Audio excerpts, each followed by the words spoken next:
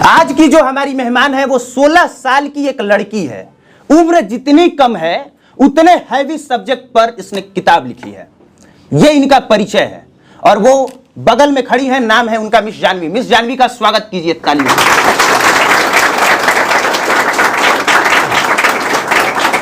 और हम लोग जिस सब्जेक्ट पे चर्चा करने आए हैं वो सब्जेक्ट सेक्स है, पैड है, पीरियड है और जेंडर इक्वालिटी है, जिस पर बात करने में हम सब लोग शर्माते हैं। शर्माना क्यों है? क्यों शर्माते हैं हम लोग इन सब इश्यूज पे बात करने के ऊपर?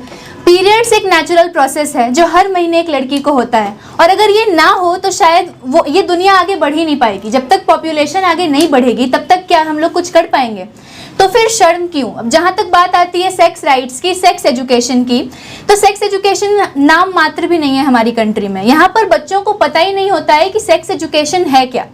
टाइम के साथ साथ ना उनको सिखाया जाता है, और सबसे बड़ा फैक्टर यहाँ पे क्या होता है? शर्म का फैक्टर। तो शर्माना क्यों है? हम लोग कौन है? हम लोग इस देश के युवा हैं, और किसी भी देश का भविष्य उसके युवाओं पे ही निर्भर करता है कि युवाओं की नीति ही समाज की स्थिति को सुनिश्चित करती है। तो अगर हम लोग शर्माएंगे इन सब इश्यूज पे बात करने के लिए तो फिर कौन आगे आएगा? बच्चे तो नहीं करेंगे, उनमें कोई समझ नहीं होती, ना ही बूढ़े करेंगे। तो इसीलिए इन सब इश्यूज पर बिल्कुल भी शर्माने की कोई आवश्यकता नहीं है, क्योंकि ये सब नेचुरल प्रोसेस। सबसे पहली बात तो शर्म तब आनी चाहिए हमें जब हम कुछ गलत कर रहे हैं। तो ये बताइए कि इनका इतना लेक्चर सुन के अभी भी शर्म आ रहा है कि नहीं? इस सब्जेक्ट पे बात करने में पक्का नहीं आ रहा है? तो खुल के हम लोग बात कर सकते हैं, पूछ सकते हैं सवाल पैड पे, पूछ सकते हैं सवाल पीरियड पे, पूछ सकते हैं सवाल हम लोग जेंडर इक्वालिटी पे, पूछ सकते हैं सवाल हम लोग सेक्स से रिलेटेड से, पूछ सकते हैं ना? तो चलिए फिर शुरू करते हैं। सबसे पहले मैं इनके पिताश्री को बुलाना चाहूंगा और पूछना चाहूंगा कि जो लड़की अभी नाबालिग है उस लड़की को आपने ये सब एजुकेशन क्यों दिया? जो लड़की अभी नाबालिग है ये उनके पिताश्री हैं और आप लोग मिल ही चुके हैं इनसे, और पिताश्री बताएंगे कि जो लड़की अभी नाबालिग है जिसकी उम्र आप लोगों ने 16 साल बताया है, सिर्फ 16 साल, उस 16 साल की उम्र में लड़कियों को ढंग का ज्ञान नहीं होता है, ढंग से चीजों को समझ नहीं सकती हैं, तो 16 साल की लड़की को इतना भयंकर ज्ञान आपने क्यों दिया है? इसीलिए तो हमारा देश पीछे है। शुरू से ज्ञान नहीं दिया गया। लड़कियों को, महिलाओं को कम बात ही समझाया गया कि जितना कम बताएंगे उतना वो जागरूक कम होंगी। एक बात बताइए कि आज अपने देश में जो रेप का रेशियो है अमेरिका से अधिक है। क्यों? अमेरिका में सेक्स एजुकेशन अनिवार्य है, पीरियड्स एजुकेशन अनिवार्य है, जेंडर इक्वालिटी एजुकेशन अनिवार्य है। अपने देश में शर्म के नाम पर इस बात को रोका जाता है, जिस कारण आए दिन ये घटना सुनी जाती है। इसलिए हमने इसको, यह जब 11 साल की उम्र में थी उसी समय से हमने सोचा कि इसको इस बात का ज्ञान दिया जाए, और ज्ञान दे ही रहे थे तभी एक घटना घटी जेंडर इक्वालिटी का, जो इसके मन में आया। एक हम लोग के रिश्तेदार के यहाँ ही सेकेंड लड़की उनको जब पैदा हुई और इसको मिठाई नहीं मिला, वही इसके आगे बढ़ने का एक टर्निंग पॉइंट हो गया। तो क्यों नहीं हम बताएं? आप जिन इशू पर लोग शर्माते हैं, sexual rights, periods, pads, gender equality, आज वो जान रही है, तो जो लड़की नहीं जान रही है वो तो यहीं रह गई ना।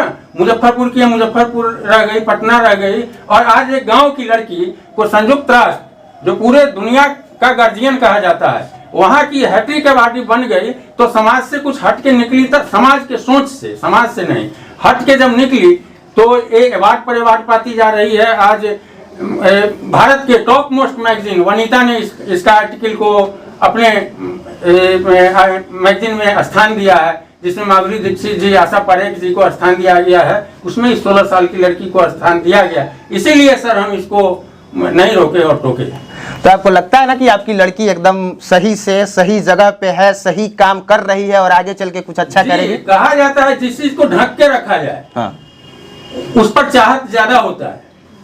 तो आज जिस नजरिए से आप कह रहे हैं कि अच्छी कर रही है, तो जरूर अच्छी कर रही। जब इसको जानकारी हो ही गई सेक्सुअल राइट्स के बारे में, गलत सेक्स से क्या घाटा हो सकता है, पीरियड्स के बारे में, जब इसको जानकारी हो, कम से कम ये तो गलत नहीं करेगी। और इसको जितने लोग सुनते हैं, इसके किताब के माध्यम से या आप लोगों के चैनल के माध्यम से, नेशनल चैनल, इंटरनेशनल चैनल्स के माध्यम से, अगर 1 मिलियन भी किसी वीडियो को गया, 1 मिलियन में से एक लड़की भी, एक लड़का भी प्रभावित हो गया तो समझिए आप और हम मिलकर सरकार का ये काम कर रहे हैं। सरकार जिन पर करोड़ों अरबों का बजट बनाती है और जो धरातल पर नहीं पहुंच पाता है वह आपके चैनल्स, मीडिया चैनल्स और हम लोग मिल के कर रहे हैं, तो यह तो बहुत खुशी की बात है। एक पिता के इस शानदार भाषण के लिए नहीं, एक पिता के इस शानदार सोच और अलग नजरिए के लिए तालियों से स्वागत। अब आप जा सकते हैं, बहुत बहुत आपका धन्यवाद। क्वेश्चन है इनका, 1 मिनट रुक जाइए। Good afternoon everyone. सबसे पहले तो हम मेहमान सर को थैंक यू बोलना चाहेंगे, जिनके कारण हमें ऐसे लोगों के बीच आने का मौका मिला और आप लोगों को जानने पहचानने का मौका मिला। इसके लिए सर थैंक यू। सर हमारा क्वेश्चन ये है, आप जो बोले संयुक्त राष्ट्र पूरे वर्ल्ड का गार्जियन है, आए दिन इंडिया में रेप केसेस होते रहते हैं, ये तो सबको पता है। जब ये रेप केसेस होते हैं, जैसे for example Nirbhaya rape case हुआ था 2012 में हुआ था, सभी जानते थे कि वही रेपिस्ट है, फिर भी उनको फांसी मिला 2020 में। इतना दिन जो केस को डिले किया गया। संयुक्त राष्ट्र में हर एक चीज का मुद्दा उठाया जाता है, लेकिन ये चीज का मुद्दा क्यों नहीं उठाया जाता कि जानते हुए कि वो रेपिस्ट है, उसके साथ रेप वही किया है, फिर भी उसके केस को इतना डिले किया गया। 2016 में असम में एक रेप केस हुआ था, राधा कुमारी रेप केस, जिसमें ट्रेन में लड़की के साथ रेप किया गया। पूरा सीसीटीवी फुटेज में भी वो लड़का कैप्चर था, लेकिन फिर भी उस रेपिस्ट को छोड़ दिया गया।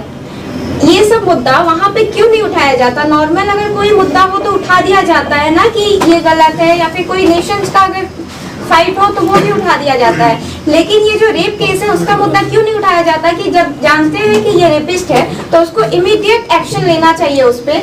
इतना दिन केस को क्यों डिले किया जाता है? इन शॉर्ट जी, जहाँ पहले सुन लीजिए। इन शॉर्ट ये कह रही हैं कि जब आप संयुक्त राष्ट्र संघ में बड़े बड़े मुद्दे उठाते हैं तो इन मुद्दों को भी तो उठा सकते हैं। भारत तो अपना ऐसे भी गया है, निर्भया रेप केस में फांसी दिलाने में लग गए 20 साल। मैं वहीं पर आ रहा हूँ। हाँ। मैंने इस पर अपना रिटन स्टेटमेंट दिया है। We are entitled to give our suggestions upon any issue including women issue. और मैंने status of women in the world, status of women in the world का एक सेशन प्रत्येक वर्ष लगता है, उस सेशन में मैं वहां उपस्थित था और उपस्थित होकर आप जो कह रही हैं यह स्टेटमेंट मैंने वहां दिया। और दूसरी बात, सरकार में जो कमियां हैं, जो प्रोसेस लेंदी हो जाता है, हम जान रहे हैं कि यही रेपिस्ट है, फिर भी उस पर फैसला लेने में हमें समय लग जाता है। उन बातों की ही लड़ाई लड़ी जा रही है। ये आपको नहीं लगता कि ये कहीं ना कहीं गलत है? ये हमारे एक ऐसी इक्वलिटी, ये हमारे सिस्टम की तो गलती है ना। हम कह रहे हैं सिस्टम की गलती है। यूनाइटेड नेशन सलाह दे सकती है पूरे दुनिया को, जो दे भी रही है। अपने देश में सही में यह बात है कि आज जो घटना हुआ उसका 5 साल बाद 10 साल बाद जाके डिसीजन होता है। रेप केस में होता है ना। हाँ, और दूसरी बात, रेप होता क्यों है? एक स्टीरियोटाइप माइंडसेट है। एक मैंने आर्टिकल दिया था यूनाइटेड नेशन में, उसमें लिखा था एनीवे देयर इज जज। यह एक मानसिकता बना हुआ लड़कों का कि लड़कियां गोरी हो, काली हो, पतली हो, मोटी हो, एक बार लड़के घूर के जरूर देखते हैं। ये एक स्टीरियोटाइप मानसिकता है। जब तक वह मानसिकता चेंज हम लोग नहीं कर लेते हैं, इसमें पूर्णतः सुधार कभी होगा? वह सुधार कौन करेंगे? हम और आप करेंगे। बिहार में शराबबंदी है, शराब पी के लोग मर रहे हैं कि नहीं मर रहे हैं? गवर्नमेंट कहाँ कहाँ चेक पोस्ट लगाएगा? गवर्नमेंट लगाए हुए है, लेकिन कहाँ हम लोग के मानसिकता में है कि नहीं नशा भी जरूरी है, तो हम लोग चले जाते हैं बाबा धाम कि वहाँ जाएंगे तो दर्शन भी करेंगे। और सर रिजल्ट बताइए, वो ये पूछना चाहेंगे कि आप रिजल्ट बताइए। क्या इस पे अभी तक कुछ एक्शन हुआ है? जी, जो भी हमारे डिप्लोमेट्स है, जो हमने लिख के दिया, इसी प्रकार से अन्य लोग भी लिख के दिए, उस पर कार्रवाई हो रही। धीरे धीरे बदलाव आता है ना कि जैसे एक लड़की का रेप करने से, जैसे एक लड़की का डेथ होता है ना, तो 10 लड़की निकलने में डरती है, उसको उसके घर से निकलने के लिए मना कर दिया जाता है। अगर वो कहीं बाहर पढ़ने के लिए भी जाना चाहती है ना, तो रोक लगा दिया जाता है कि नहीं जाओगी। तो ऐसे ही इमीडिएट एक्शन लेना चाहिए। अगर एक रेपिस्ट को फांसी होती है ना, तो उससे 10 रेपिस्ट रेप करने में डरेंगे। हाँ बिल्कुल, एक्शन लेना चाहिए। ऐसा हुआ ना, और इंडिया इसमें रेप के मामले में इंडिया बहुत पीछे जाएगा अगर इमीडिएट एक्शन हुआ तो। लड़कियां निकलने में क्यों डरती हैं? शुरू से यह समझा के रखा गया कि लड़कियां, औरतें घर में रहने की चीज है। आप जब रोड पे रहेंगे शाम को, तो जहां 10 लड़के जा रहे हैं, आप देखिए 1-2 लड़की जो किसी काम से निकले वही जाएगी। जब दोनों हम दोनों एक साथ संख्या में निकलने लगेंगे रोड पर, किसकी मजाल है कि और एक और बात समझ लीजिए, अगर आप 50 साल की महिला को कोई घर के बाहर भेजता है, उसके पीछे 5 साल का लड़का लगा देता है, लगाता है। जी। वो 5 साल का लड़का उसको बचा सकता है क्या? लेकिन फिर भी लगाता है आदमी, क्योंकि एक आदमी दूसरे आदमी के मानसिकता से डरता है, उसको पता है कि हम क्या सोचे हैं, इसी वजह से वो लगाता है कि जब वो महिला बाजार में निकलेगी तो दूसरा मर्द उसके बारे में क्या सोचेगा और क्या रिएक्ट वही मानसिकता बदलने की आवश्यकता है। Sir thank you. रेप पे आप लोग बात कर रही थी। विश्व लैंगिक सूचकांक में हमारा देश पता है कहां खड़ा है? 153 देशों में 112वें स्थान पे खड़ा है। अब समझ जाइए कि हमारा देश इस मामले में कितना पीछे है। और जितना रेप हुआ है, जितनी घरेलू हिंसाएं होती हैं, बाहर नहीं होती हैं, आपके घर में होती हैं। और उठा के देखिएगा अखबार, आंकड़ा निकाल के देखिएगा, पता चलेगा कि 70% घरेलू हिंसा आपके घर में हुई है, घर में। तो बाहर के लोगों से ज्यादा डरने की जरूरत नहीं है जितना अपनों से डरने की जरूरत है। यह बात याद रख लीजिए। 90% रेप अपने घर में हुआ है। जितना रेप का केस दर्ज होता है वो ज्यादातर अपने लोग होते हैं, अपना दोस्त होता है, अपना बॉयफ्रेंड होता है, अपने लोग होते हैं, अपने घर के लोग होते हैं, अपने रिश्तेदार होते हैं, अपना पड़ोसी अरे होता अब तो है। ऐसे ऐसे केसेस आ रहे हैं कि पिता ने किया बेटी का बलात्कार, भाई ने किया बहन का बलात्कार। हम मुजफ्फरपुर से हैं हम लोग, वहां पर सुनने में आया था कि एक चाचा ने अपनी भतीजी का रेप कर दिया। तो डरने की जरूरत बाहर की दुनिया से नहीं है। अगर आपका घर आपके लिए सेफ है ना, तो बाहर की दुनिया भी आपके लिए सेफ है। हमें घर में ही सिखाया जाता है ना। अब जैसे एक लड़की धीरे धीरे जब बड़ी होनी शुरू होती है, जब स्कूल कॉलेज जाने का टाइम आता है, तो सिखाया जाता है कि उस वाली गली से मत जाना, वहां पे 4 लड़के खड़े होते हैं, तुम गली बदल कर जाना। कोई अपनी बेटी को ये नहीं सिखाता कि कोई अगर तुम्हारी तरफ देखे तो उसके देखने का जवाब दो। लोग कहते हैं तुम रास्ता ही बदल दो अपना, तुम उस रास्ते से ही मत जाओ। तो मानसिकता की बदलाव की जरूरत घर में है। जहां तक बात डोमेस्टिक वायलेंस के केसेस की भी आती है, तो हम अपने घर में ही देख, डोमेस्टिक वायलेंस का मतलब केवल हाथ से मारना ही नहीं होता है, मेंटल टॉर्चर भी डोमेस्टिक वायलेंस में आता है। हम आए दिन देखते हैं कि हमारी जो घर की माँ होती हैं, उनको कितना ज्यादा मेंटल टॉर्चर उनके साथ किया जाता है। उनके काम, सबसे पहली बात, आप किसी इंसान के साथ सबसे गलत अगर कुछ कर सकते हैं ना, तो उसके काम की डिसरिस्पेक्ट कर सकते हैं। पापा बाहर जाकर कमाते हैं तो उनकी बहुत इज्जत हम लोग करते हैं, लेकिन मम्मी जो घर में 24/7 रोबोट की तरह चलती रहती हैं, मम्मी को कोई आराम नहीं होता, ना कोई संडे ना कोई हॉलीडे, उस बात की हम लोग कोई इज्जत क्यों नहीं करते? क्योंकि हमारे जानवी जी, एक सवाल ये भी है, लड़के पैसा कमाए तो बेरोजगार लड़कियों से शादी कर लेते हैं, करते ही हैं जी। बहुत कम केस है कि लड़की एसपी है और उसने किसी बेरोजगार लड़के से शादी किया हो। जी। तो ये अंतर तो आप लोगों ने भी रखा है, लड़कियों ने भी रखा है। बिल्कुल अंतर रखा गया है। हमारे यहाँ जब एक लड़की के लिए लड़का देखा जाता है तो ये देखा जाता है कि सरकारी नौकरी वाला होना चाहिए, अच्छा खासा कमाता होना चाहिए।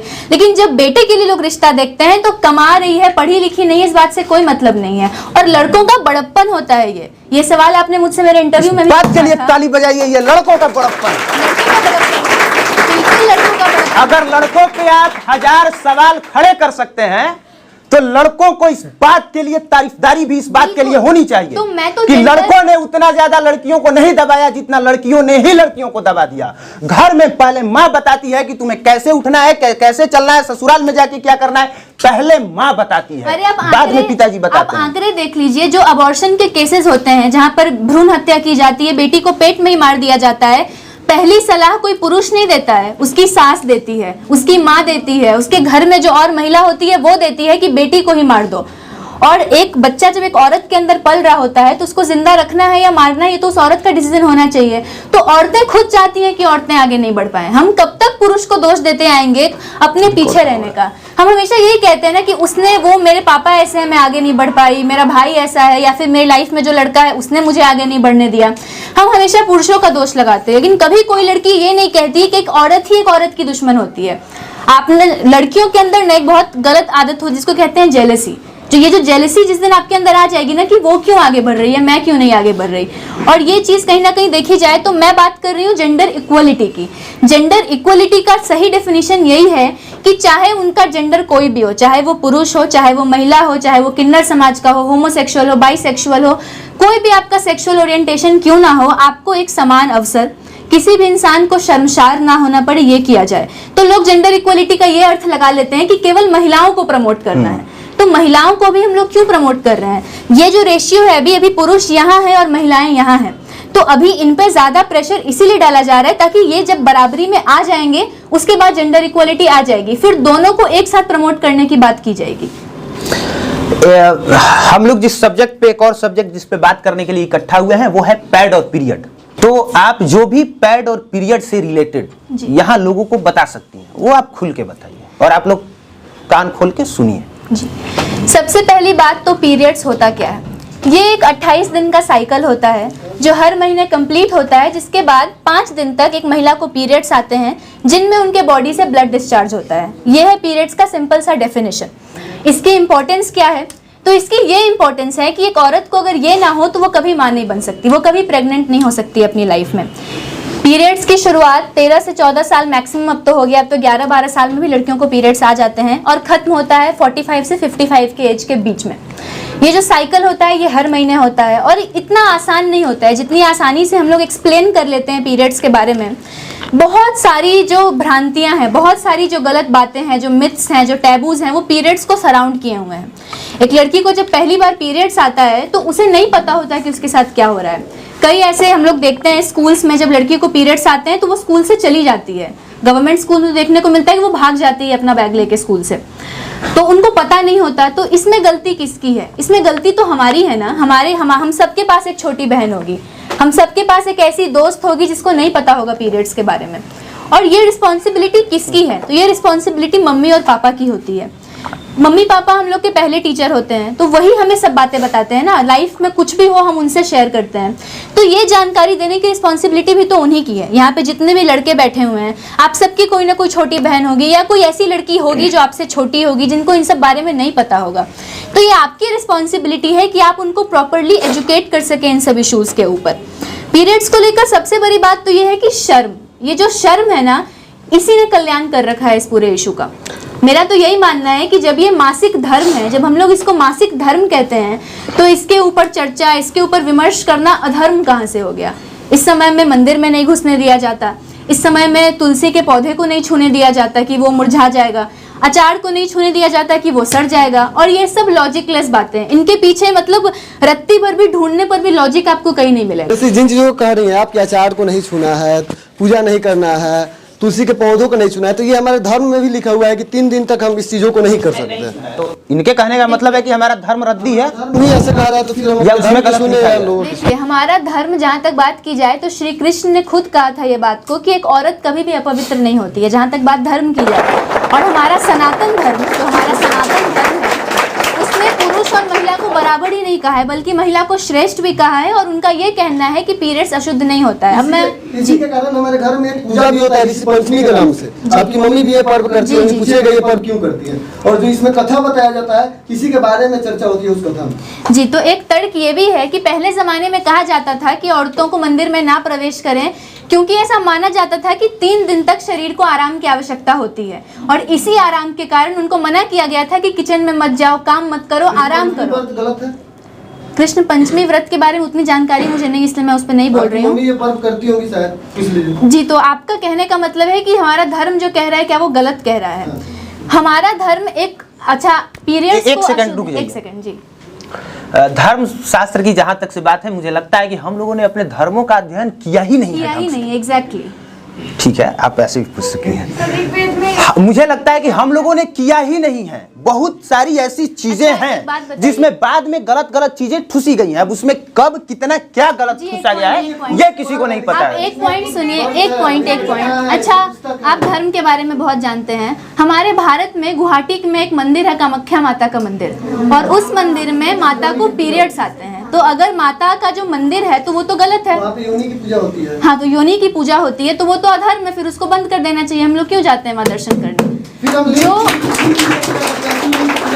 शिवलिंग की पूजा करते हैं, माता के योनि की पूजा करते हैं, और जो लोग ये कहते हैं कि पीरियड्स में मंदिर नहीं जा सकते, वो मंदिर जो माता का कामाख्या मंदिर है, वहाँ पे माता का यूज किया कपड़ा, ऐसा माना जाता है कि लाल इतने छोटे छोटे टुकड़ों में, लाखों टुकड़ों में वो कटता है, और वो बट जाता है, वो खत्म हो जाता है, उसको लोग प्रसाद के रूप में लेते हैं। तो जब वो सही है और आपके घर में बहन माँ को पीरियड्स है तो वो गलत है, वो अधर्म है।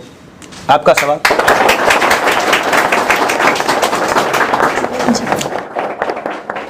Thank you honourable deputy sir. And ma'am मेरा ये क्वेश्चन है कि आप जैसे अभी बोले कि मेल और फीमेल का जो रेशियो है इनइक्वलिटी का, हाँ ये मेल जो है मैम यहाँ पे और फीमेल यहाँ पे, ठीक है। अभी आप देखिए हम दूसरे स्टेट का या फिर पूरे इंडिया का बात नहीं कर रहे, अपने ही स्टेट का बात कर रहे हैं, ठीक है। बिहार गवर्नमेंट ही हमारे साथ इनइक्वलिटी कर रही है। इनइक्वलिटी अभी आप बोले मैम कि मेन के लिए भी और मेल और फीमेल दोनों के लिए सेम होना चाहिए, ठीक है। बट मेल के साथ ऐसा क्यों हो रहा है? जैसे कि अभी आप ही बताइए, जैसे स्कॉलरशिप की ही योजना आई, ठीक है। स्कॉलरशिप जो गवर्नमेंट बिहार गवर्नमेंट के द्वारा दिया गया कि लोग 10th पास कर रहे हैं तो उनको 10,000, 12th पास कर रहे हैं 25,000, ग्रेजुएशन पास किया जा रहा है तो 50,000।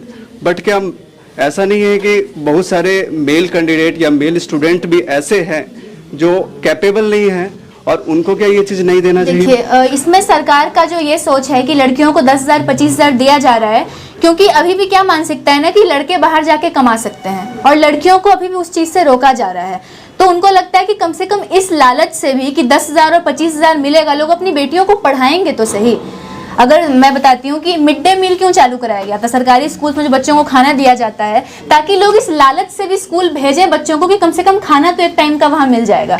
इसीलिए शायद ये 10,000 देने वाला 25,000 चाहे ग्रेजुएशन के बाद जो राशि दी जाती है, इसीलिए शायद लगाई गई कि लोग कम से कम इसी कारण लड़कियां एजुकेट भी हो पाएंगी।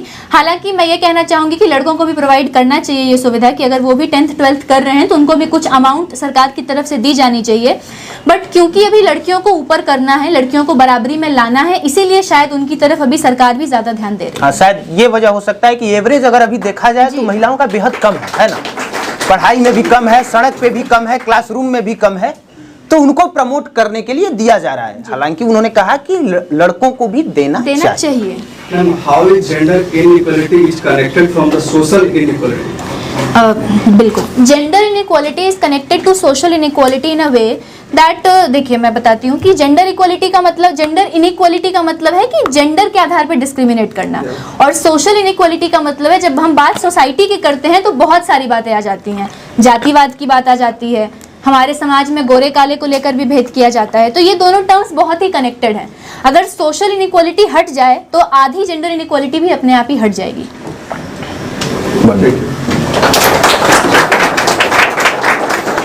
क्वेश्चन है कि जो डेथ पेनल्टी रेपिस्ट को मिलता है वो लास्ट ऑप्शन है, मतलब ये है कि मान लीजिए कि किसी को अगर डेथ पेनल्टी मिल रहा है तो क्या वही लास्ट है रेप को लेकर कि और कुछ कदम उठाने चाहिए? देखिए, रेप को लेकर बहुत सारे कदम उठाने की आवश्यकता है। केवल डेथ पेनल्टी दे देना ये तो वो वाली बात हो गई कि आपके घर से कोई चला गया, उसका जुर्माना हम आपको भर दें। जैसे किया गया था कि चमकी बुखार में जिनके बच्चे मरेंगे उनको 1-1 लाख रुपया हम लोग देंगे। तो डेथ पेनल्टी भी दिया जाता है ताकि उनके घर का एक सदस्य गया है और डेथ पेनल्टी। नो मैम, मेरा क्वेश्चन वो नहीं है। आई हैव आस्क्ड दैट जो रेपिस्ट को डेथ सेंटेंस किया जाता है, उसको फांसी की सजा दिया जाता है, तो क्या वो सही है? आई मीन कि उसके आगे भी और कोई कदम उठाना चाहिए कि लास्टली यही ना होता है, अगर किसी ने रेप किया तो उसको फांसी की सजा दे दी जाती है। तो कह रहे हैं कि इससे भी ज्यादा कुछ दिया जा सकता है क्या, यही ना पूछ रहे हैं? बिल्कुल दिया जा सकता है। सऊदी अरेबिया जैसे देशों में एक सजा होती है कि एक इंसान को ऐसे कमरे में बंद कर दिया जाता है लाइफ टाइम के लिए जहां पर सूरज की एक किरण तक नहीं पहुंच पाती। तो शायद ये फांसी से भी ज्यादा बुरी सजा है। मैम, तो इससे रेप रुक तो नहीं रहा? नहीं रुक रहा ना, रेप कैसे रुकेगा? कौन सा स्टेप आगे बढ़ना? देखिए, आप चाहे कोई भी स्टेप ले लें, जब तक रेप मानसिकता में घुसा हुआ है तब तक वो नहीं हटेगा। आप पत्थर से मार के इंसान की मौत करा दें, आप फांसी दे दें, आप उसको टुकड़ों टुकड़ों में कटवा क्यों ना दें, तब भी लोगों के अंदर जो ये मानसिकता क्यों आई रेप की? महिलाओं को ऑब्जेक्टिफाई करने की जो मानसिकता है ना, मटीरियलाइज करने के लिए कि ये औरत है। कैसे लोग कमेंट करते हैं कि आइटम है, ये कमेंट करते हैं लोग, तो ये कहते हैं इसको ऑब्जेक्टिफिकेशन। तो रेप आपके हिसाब से अगर ये सेंटेंस टू डेथ, फांसी लास्ट सजा होती है किसी इंसान को, और क्या ही कर सकते हैं? आप चाहे कुछ भी कर लीजिए, हम चाहे कुछ भी कर लें, जब तक रेप होना बंद नहीं होगा ना, जब तक लोगों को इमीडिएट सजा। अब जैसे कि उन्होंने सवाल किया था कि निर्भया का रेप 2012 में हुआ लेकिन सजा 2020 में जाके हुई, जबकि पता है कि उन्हीं 4 लड़कों ने उसका रेप किया है। अभी आफ्ताब श्रद्धा का केस देख लीजिए, आफ्ताब को कहाँ फांसी मिल गई अभी तक? ये हमारा समाज है तारीख पे तारीख वाला। तो जब तक ये सारी सिस्टम नहीं हटेगा तब तक आप चाहे कुछ भी कर लीजिए, रेप की घटनाएं कम नहीं होंगी। हाँ, ये जो ब्यूटी पेजेंट जो कॉम्पिटिशन्स होते हैं वो एक्चुअली में एम्पावरिंग होते हैं वुमेन के लिए और सेक्सिस्ट या डिस्क्रिमिनेटरी नहीं होते हैं।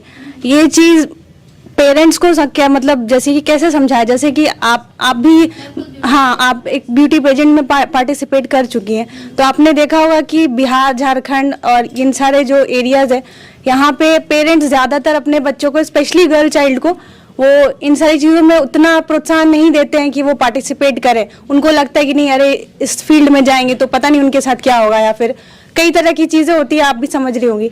तो अब जो पेरेंट्स होती है उनकी मानसिकता को बदलने के लिए आप या फिर कोई ऐसा जागरूक करने के लिए आप क्या मतलब क्या कदम उठा रही हैं या क्या इसके तरफ सोच रही हैं, या आप थोड़ा बता सकेंगी?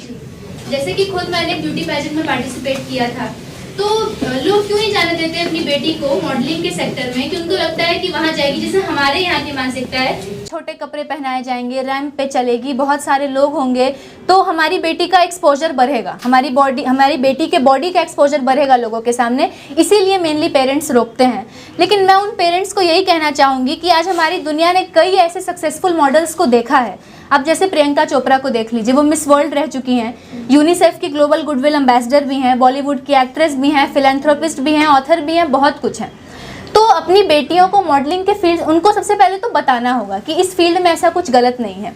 तो मैं तो पर्सनली यही शेयर करती हूँ उन सारे पेरेंट्स से कि मैंने वहाँ जाकर देखा है ब्यूटी पेजेंट्स में, वहाँ पर किसी भी तरह का कोई भी गलत व्यवहार नहीं किया जाता है।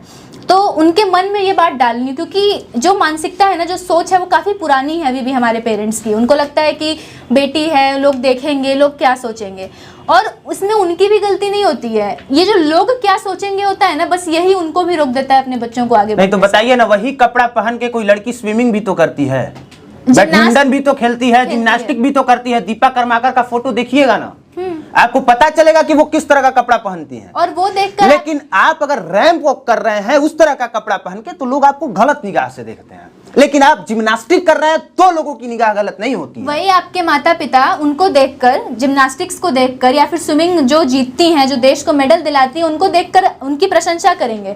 लेकिन वही अगर किसी हीरोइन को देख लिया जाए, अगर बिकिनी में वो देख लेंगे, या फिर अगर किसी हीरोइन का बॉडी एक्सपोजर ज़्यादा देख लेंगे, तो उसको वो गाली दे देते हैं। और ये बस हमारा देखने का जो नज़रिया होता है ना, वो एक जिम्नास्टिक से एक मेडल लाने वाली लड़की की तरफ एक इज्जतदार। लेकिन एक हकीकत ये भी है जी, आप कह भले रही हैं, ठीक है, लेकिन एक हकीकत ये भी है कि फिल्मों में जी दिखाया ही उसीलिए जाता है कि आप देखें, इसी के लिए ना दिखाया जाता तो है। मैम मैं ये जानना चाहती हूँ कि लोगों को जागरूक करने के लिए, स्पेशली जो छोटे छोटे शहर के माता पिता हैं, क्योंकि कला के क्षेत्र में या फिर ये ब्यूटी पेजेंट्स में जाने के लिए अपने बच्चियों को या फिर अपने लड़कों को कैसे प्रोत्साहित करें, उसके लिए आप क्या स्टेप्स बता सकती हैं? मैं उनको यही बता सकती हूँ कि पहली बात तो अपने बच्चे पे उनको ट्रस्ट करना होगा।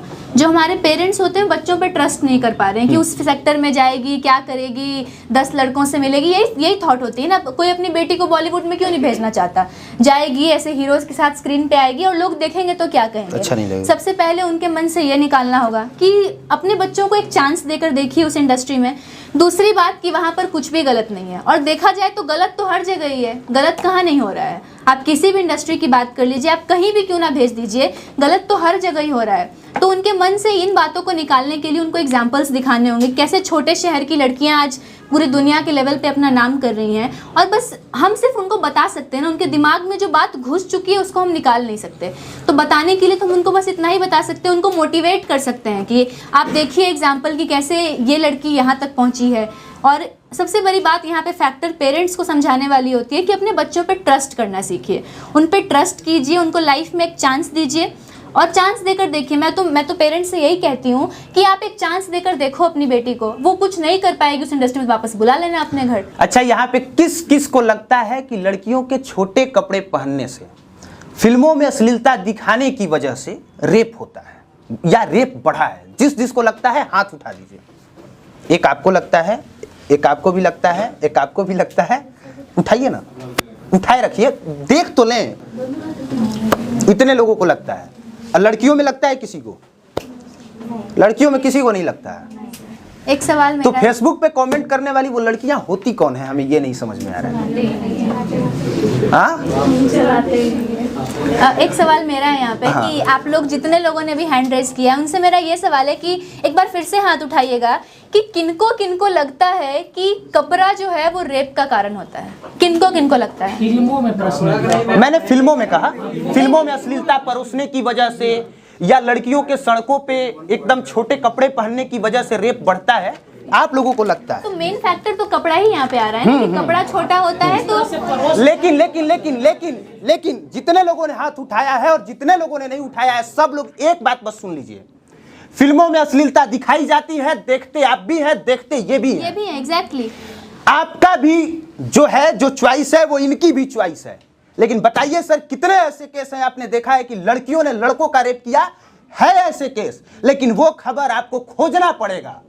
लेकिन लड़कों ने लड़कियों का रेप किया, ये अखबार की हर रोज सुर्खियां बनती तो आया है है। कि तो पहले सोचिए, एक मिनट रुक जाइए, लेकिन पहले सोचिए कि ये रेप का रेशियो है वो ज्यादातर लड़कों के तरफ से क्यों है, लड़कियों के तरफ से क्यों नहीं है? और इसका जवाब किसी के पास है तो पहले वो दे दें। हाँ बोलिए सर जरूर, एक मिनट पहले इनको जवाब दे लेने दीजिए। सर ये माइक लेके जवाब दीजिए। हाँ।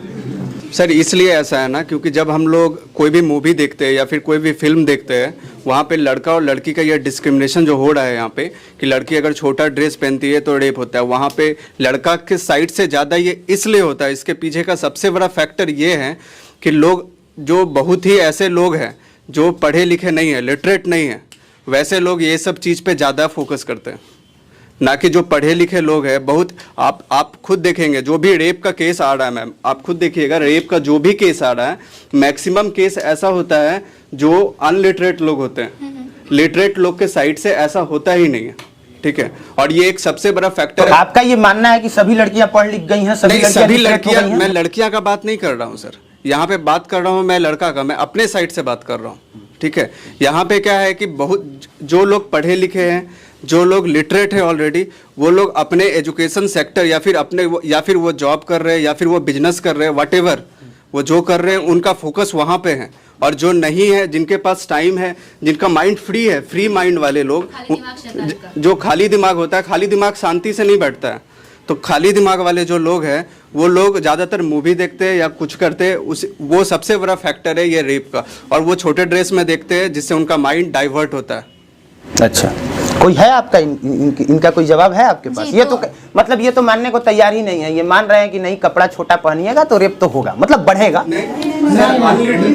हाँ हाँ, फिल्मों में ही मैं कह रहा हूँ, मतलब थोड़ा सा रेशियो बढ़ेगा, क्योंकि कुछ जाहिल लोग हैं जो देखेंगे और करेंगे। ठीक है, आप जवाब दीजिए। क्योंकि फिल्मों सब देखते हैं, फिल्म सब देखते हैं मैम, सारे लोग देखते हैं, चाहे वो एजुकेटेड हो, नॉन एजुकेटेड हो, लिटरेट हो, व्हाटएवर, कोई भी जवाब दीजिए जानवी जी। तो आपका कहने का मतलब है कि फिल्मों में जो न्यूडिटी को बढ़ा दिया गया है, जो बॉलीवुड की फिल्में जो लोग देख के प्रोत्साहित हो रहे हैं, वो कहीं ना कहीं इम्पैक्ट डाल रहा है। तो हाँ, इसका इम्पैक्ट कहीं ना कहीं लोगों पे पड़ रहा है, क्योंकि आप बिल्कुल सही बात है कि जब दिमाग में कुछ नहीं चल रहा होगा ना, तो सिर्फ उल्टी बातें दिमाग में आती है। वो देखते हैं कि एक लड़की है, काफ़ी अट्रैक्टिव सी लग रही है देखने में, और फिल्म में दिखाया जाता है कि वही कोई हीरो आता है, ये होता है, वो होता है, और वो देखकर उनको लगता है कि वो भी ऐसा कर सकते हैं किसी के साथ। तो हाँ, बॉलीवुड में न्यूडिटी जो बढ़ गई है, उस कारण से कुछ इफेक्ट इसका भी पड़ रहा है। लेकिन जहाँ तक बात कपड़ों की आती है कि कपड़ों के कारण रेप्स हो रहे हैं, तो एक 6 महीने की बच्ची का रेप होता है, एक 80 साल की औरत का रेप होता है। तो यहाँ पर तो कपड़ा कहीं एग्जिस्ट नहीं करा ना। 6 महीने की बच्ची मैम, 6 महीने की बच्ची, अरे आपको हर 10 दिन पे मिल जाएगा कि 10 दिन की बच्ची नहीं मिलती है, हम ऐसा नहीं बोलने जा रहे। कहाँ करेगा वो? इन्होंने हंस के जिस लहजे में ये बात कहा है, निर्लजता से इन्होंने ये बात कही है, मुझे लगता है कि ये बात इनको कहना चाहिए था, लेकिन शर्म के साथ कहना चाहिए था। आप जवाब दीजिए कि आपने इतनी निर्लजता से ये बात क्यों कही? नहीं, देखिए, ये इस बात की मैटर नहीं है, हमारे संविधान भी कुछ कहता है, हमारा समाज भी कुछ कहता है, समझिए।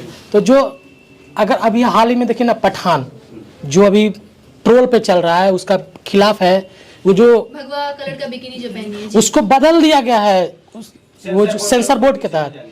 तो आखिर क्यों बदला है? इस पे जवाब आपको वो देंगे, उन्होंने एक वीडियो भी डाली थी अपने इंस्टाग्राम पे। वो इस बात क्यों सवाल का जवाब देते वो क्यों डाल मतलब कपड़ा चेंज करवाया? कहीं ना कहीं हमारा समाज दूषित कर रहा था। उससे पहले आने वाले आप 2-4 फिल्म का नाम समाज के हिसाब से हर चीज नहीं चलेगी मेरे भाई। अगर समाज के हिसाब से चलना है तो राम रहीम सही है, आसाराम सही है, वहां भी भीड़ लगती थी। समाज के हिसाब से हर चीज नहीं चलेगा, चीज वही चलेगा जो सही हो। अगर हर चीज आप समाज के अनुसार सोचने लग जाएं तो समाज तो कह देगा कि भाई इसको चोर है, तुरंत इसको अभी गोली मार दो। लेकिन उस तरह से अगर आप गोली मारने लग जाएं तो पता चलेगा कि थाना में आधा केस फ्रॉड वाला होता है, सबको गोली मार दिया जाएगा। बताइए दिक्कत होगी कि नहीं होगी? चीजें संविधान के अनुसार चलेगी और अगर कुछ करना है तो पहले उसमें संशोधन की जरूरत है। लोगों के सोचने के हिसाब से अगर चीजें चलने लग जाएं तो सबसे पहले जाहिल इस देश के बड़े, उनकी पूजा होगी। तो हमारे संविधान में हर एक पार्ट में, हमारे सीआरपीसी में हर एक जगह कानून कहता है कि समाज में जो भी अपराध हुआ है उसके लिए सरकार है या कानून है। लेकिन बता दीजिए, जैसे आपने बोला कि इक्वालिटी की चर्चा हो रही है, थर्ड जेंडर की चर्चा हो रही है, तो हमारे देश में थर्ड जेंडर भी एक बड़ी समस्या है। भारत में 4.88 लाख भारत में जनसंख्या उसकी पिछले जनगणना के अनुसार, जिसमें 96% महिला बेरोजगार है, मतलब ट्रांसजेंडर बेरोजगार है। इसके लिए सरकार तो बोल रही है कि हम मेरठ में कॉलेज खुलवा दिए, तो सरकार तो प्रयास कर रही है। आप बोले समाज इसके लिए दूषित है, तो समाज भी तो अपना काम कर रही है। तो सोचने वाली बात है कि हमारी सोच कितनी बदल रही है। पहले जिसको हम छक्का कहते थे, आज उसके लिए कॉलेज खुलवाया गया, आज उस पर आप सवाल पूछ रहे हैं, आज उस पर हम जवाब दे रहे हैं। तो सोच तो बदल रही है ना सर। तो चीजें धीरे धीरे ही बदलती है। अगर आप चाहें कि अचानक अकस्मात सब कुछ बदल जाए अचानक तो इट से इज नॉट पॉसिबल। ये कोई दही जमाने वाली बात तो है नहीं जो रात भर में जम जाएगी। ये तो एक ऐसा ट्रांसजेंडर, कोई थर्ड जेंडर जो शुरू से नेग्लेक्टेड है, उसको हमें बराबरी में लाना है। इस चीज के लिए तो सरकार भी धीरे धीरे प्रयास कर रही है। कल लड़कियां नहीं जाती थी विद्यालय, सही बात है, बहुत कम जाती थी, बहुत कम। लेकिन आज की तारीख में जितने इस साइड में लड़के बैठे हैं उतनी लड़कियां इस साइड में भी बैठी हैं। तो ये बदलाव तो है ना। तो यही तो है इक्वलिटी। जितने लड़के इधर बैठे उतनी लड़कियां इधर बैठी हैं। जितने लड़के इस बात को सुन के इम्प्लीमेंट करेंगे उतनी ही लड़कियां इम्प्लीमेंट करेंगी। तो यही तो है इक्वलिटी, और क्या है? वो पहले बड़े शहरों, पहले विदेश में आया, फिर बड़े शहरों में आया, अब गांव की लड़कियां भी आगे आ रही हैं। एक वक्त आएगा जब बराबरी आएगी, एक वक्त आएगा जब कंधे से कंधे मिला के लड़कियां खड़ी रहेंगी। एक वक्त आएगा जब ये नहीं कहना पड़ेगा किसी बाप को, किसी बेटी के लिए कि ये मेरा बेटा है, वो ये कहेगा बाप कि ये हमारी बेटी है और बेटी होने पे हमें गर्व है। सर ये बस गुड आफ्टरनून सभी को। फर्स्ट ऑफ ऑल सॉरी रहेगा जो भी स्टेटमेंट था, कुछ स्टेटमेंट, क्योंकि हम फैकल्टी हैं यहाँ पे, तो कुछ स्टेटमेंट था जो थोड़ा सा अजीब था, लेकिन उसके लिए सॉरी। बस यही बोलना था ना कि जैसे होता क्या है कि हम जब कोई चीज सरप्राइज बोलते हैं ना, सरप्राइज उस पर बहुत ज्यादा लोग एक्साइटेड हो जाते हैं, होता है ना कि सरप्राइज है, सब परेशान रहेगा दिन भर कि भैया आज सरप्राइज है, कुछ मिलने वाला है। यही सेम चीज है हमारे वुमेन के कपड़ों के साथ। होता क्या है ना कि जितना उसको ढक के रखिएगा ना किसी चीज को, लोग और अट्रैक्टिव होते हैं। आप जाइए फॉरेन कंट्रीज में कपड़ा कम होता है, लेकिन वहां रेप का रेट भी बहुत कम है। तो इसका मतलब ये है कि कपड़ा नहीं है, कभी कपड़ा इस पार्ट का कोई डिस्कशन ही नहीं, क्योंकि वैसा अगर होता तो यूएसए में, कनाडा में, मैक्सिको में सबसे ज्यादा रेप होना चाहिए था, वही इंडिया।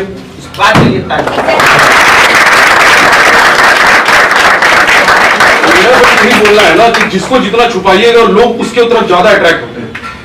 आप इसको कॉमन कर दीजिए। अगर चीज कॉमन हो जाता है ना तो मैटर नहीं होना चाहिए, लेकिन अगर आप उसके लिए अगर नंगा नाच कर रही है लड़कियां तो वो गलत है सर। अगर इस बात के लिए वो नंगा नाच कर रही है कि हम तो खोलेंगे, हमको कौन रोकेगा, तो ये गलत है। एक होता है प्रेजेंट करना, किसी चीज को प्रेजेंट करना, दैट इज डिफरेंट थिंग। अब वो प्रेजेंटेशन गलत हो सकता है। एक होता है कि लोग रैंप वॉक कर रहे हैं, वो प्रेजेंटेशन अलग होता है। एक होता है आज का जो वेब सीरीज है उसका प्रेजेंटेशन अलग है। वो प्रेजेंटेशन ही मायने रखता है किसी चीज को डिसाइड करने में कि उसके दिमाग में क्या चलेगा। यानी आपके कहने का मतलब है जो इंस्टाग्राम पे लड़कियां छोटे कपड़े पहन के नंगा नाच कर रही है बहुत अच्छा है, सड़कों पे छोटा कपड़ा पहन के चलना बहुत अच्छा है। जैसे हम ट्यूशन आ रहे हैं और छोटा कपड़ा पहन के ट्यूशन पढ़ने हैं, यानी वो वहाँ पे आइए प्रेजेंट करने, तो वो छोटा कपड़ा पहन के प्रेजेंट करे, या सिचुएशन के अनुसार हमारे कपड़े होंगे। इस सवाल का जवाब वही देंगी, लेकिन मैं पहले थोड़ा सा बोल देता हूँ। आपने जो कहा कि लड़कियां जो वो कर रही हैं, क्या वो सही है कि गलत है? अगर आप इस पॉइंट ऑफ, सिर्फ इसी पॉइंट ऑफ व्यू से देख रहे हैं कि वो क्या दिखा रही है, तो ये आपकी गलती है। और अगर वो ऐसा कर रही है तो ये उसकी गलती है। गलती दोनों की है और ताली दोनों हाथ से बजती है, ये बात हमेशा याद रखिए। अब वो जवाब देंगी, बोलिए। जी, तो आपके कहने का मतलब है कि लड़की कपड़ा छोटा पहन के अगर इंस्टाग्राम पे रील्स बना रही है तो वो गलत है, वो सही है। ये इस बात पे डिपेंड करता है ना कि आप उसको देख किस नजरिए से रहे हैं। अब जहां तक बात आती है छोटे नहीं नहीं, कपड़े- लेकिन उनका सवाल भी जायज है। जी अगर आप हर लड़कियां यही करने लग जाएं तो ये सही भी तो नहीं होगा। जी, लॉजिकली मेरा यही जवाब बनता है कि कपड़ा क्या होता है ना, कपड़ा क्या होता है फैशन, और फैशन होता है खुद को रिप्रेजेंट करने का तरीका। तो कपड़ा कोई लड़की वैसा ही पहनती है जैसा उसको लगता है कि उसको खुद को रिप्रेजेंट करना चाहिए। और जहां तक बात आती है कपड़े की और कपड़े कहाँ कैसे पहनने चाहिए, तो ये बात आपने कभी किसी लड़की को मंदिर के अंदर बिकनी पहन के नहीं देखा होगा। आपने कभी किसी लड़की को तो देख रहे हैं ना, पटना की नहीं, सड़कों पे भी कोई दिक्कत नहीं है, लेकिन उन्होंने फिर भी सवाल ठीक पूछा है कि हर लड़की अगर रील्स इस तरह से बनाए तो क्या वो सही है। उनका सवाल ये है, क्या उसको हम लोग प्रमोट कर सकते हैं, क्या उसको अच्छा कहा जा एक सकता बात है। बताइए, वो इसका प्रोत्साहन कहाँ से मिलता है हमें? जो लड़कियां रील्स डालती हैं 10 मिलियन 12 मिलियन व्यूज जाते हैं, तो वो व्यूअर्स हम ही लोग होते हैं ना। तो ट्रेंड हम लोग बना दिया ना, तो हम ही लोग ना बनाए हैं, हम ट्रेंड कर जाएंगे। तो हम ही लोग बनाए हैं ना, तो इसको बदलेगा कौन? हम ही लोग ना। अगर उनके फॉलोअर्स सारे घट जाएं, उनके वीडियो पे व्यूज ना जाए, वो बनाना बंद कर देगी अगले दिन से। अरे नंगा नाच देखना किसे पसंद नहीं है हमारा। हाँ, तो आपको देखना भी पसंद है, आप चाहते हैं बंद भी हो जाए, तो ऐसा कहाँ से होगा? ऐसे नहीं होती, लॉजिकली जवाब दीजिए। लॉजिकली यही जवाब है आपको। एक सेकेंड, अभिनव सर ये कह रहे हैं कि इनको नंगा नाच देखना भी पसंद है, ये कह रहे हैं बंद भी होना चाहिए, तो भाई दोनों बात कहाँ से चलेगा? आप कह रहे हैं कोई नंगा आके नाचेगा तो उसको देखेंगे नहीं क्या? तो जब आप देख रहे हैं तो आप उसको गलत क्यों कह रहे हैं? रोक लगना चाहिए ना, इसको रोक लगाना चाहिए। अरे भाई, अभी आप ही ने कहा कि कोई नंगा नाच करेगा तो हम क्यों नहीं देखेंगे, और अभी आप कह रहे हैं कि उसको रोकना चाहिए। देखेंगे नहीं,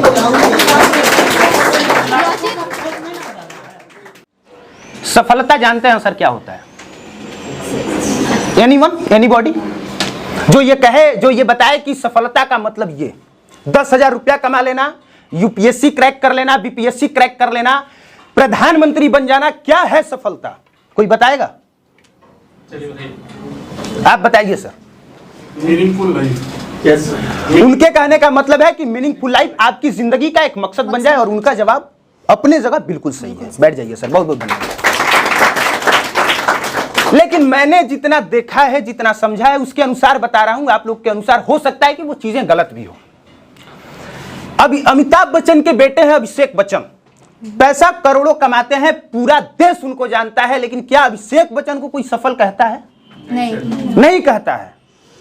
लेकिन अगर कल मेरी फिल्म आ जाती है अभिषेक बच्चन के साथ, तो मैं सफल होऊंगा या असफल? सफल ना।